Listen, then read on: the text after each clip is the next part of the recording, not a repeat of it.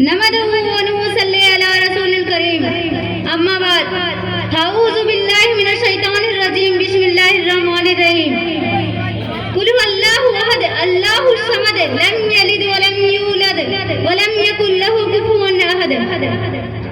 محترم سامعین اور سامعات اور باہر سے آئے ہوئے مہمانیں، ہمارے کچھ باللہ کی چہکتی ہوئی بلبلیں، آج ہم جس عنوان کو لے کے آئی ہوں وہ ہے قرآن شریف. ہمارے رسول صلی اللہ علیہ وسلم کی طرف سے ایک کتاب ملی ہے، اس کتاب کا نام ہے قرآن. اس کو پڑھنے میں بڑی برکت ہے. ایک ایک حرف پہ 10 میں کیا ملتی ہے؟ اس میں سب اللہ کی باتیں لکھی ہے.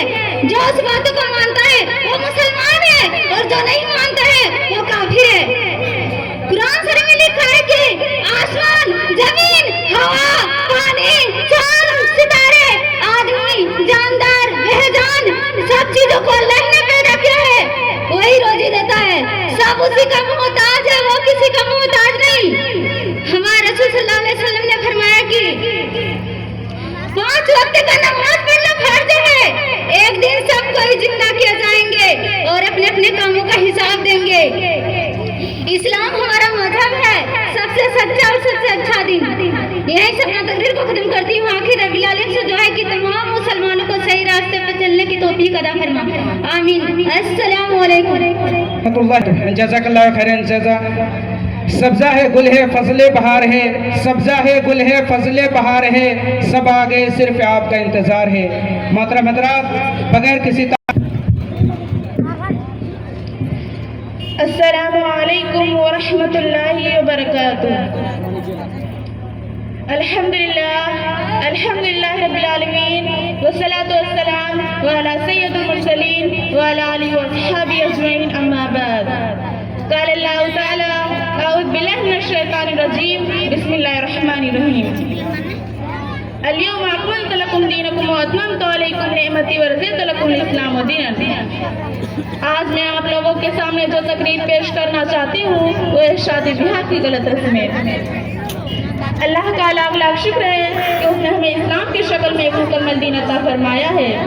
ارشاد ربانی ہے، اليوم اکملت لکم دینکم واتممت علیکم نعمتی ورضیت لکم الاسلام دینا.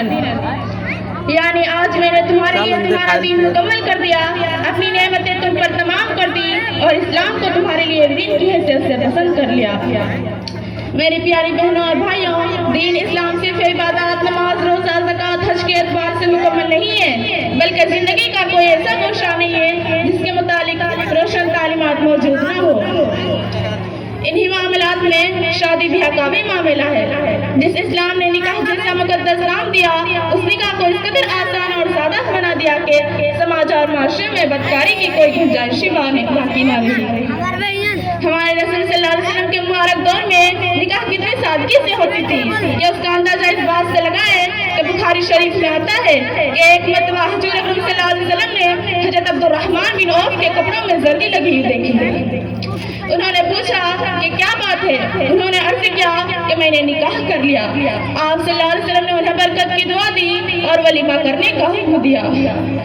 غور کیجئے، حضرت عبد الرحمن بن عوف کس پائے کے صحابی ہیں. یہ شادی کر لیتے ہیں اور آپ صلی اللہ علیہ وسلم کو خبر تک نہ ہوتی. آج اس نکاح کو اتنے الٹے سیدھے رسم و رواج کی زنجیروں سے ایسا جکڑ دیا گیا ہے کہ بدکاری اور حرام کاری کی بنسبت آسان ہو گئی ہے. آج نہ جانے کتنے غریب گھروں کی لڑکیاں ایسی کنواری بیٹھی ہیں کہ ان کے والدین ان کی شادی کے لیے لمبے چوڑے جہیز کا انتظام نہیں کر پا رہے ہیں. میرا سوال یہ ہے کہ آخر یہ جہیز نام کی بلائی کہاں سے؟ مال و دولت کے پجاری اپنے کرتوت پر پردہ ڈالنے کے لیے کہتے ہیں کہ حضور اکرم صلی اللہ علیہ وسلم نے بھی تو اپنی لخت جگر فاطمہ کو جہیز دیا تھا، مگر شاید ان بے شرم لوگوں کو یہ معلوم نہیں کہ اگر جہیز نہ تھے تو آپ صلی اللہ علیہ وسلم نے اپنی 3 بیٹیوں کو ان سب سے محروم کیوں رکھا.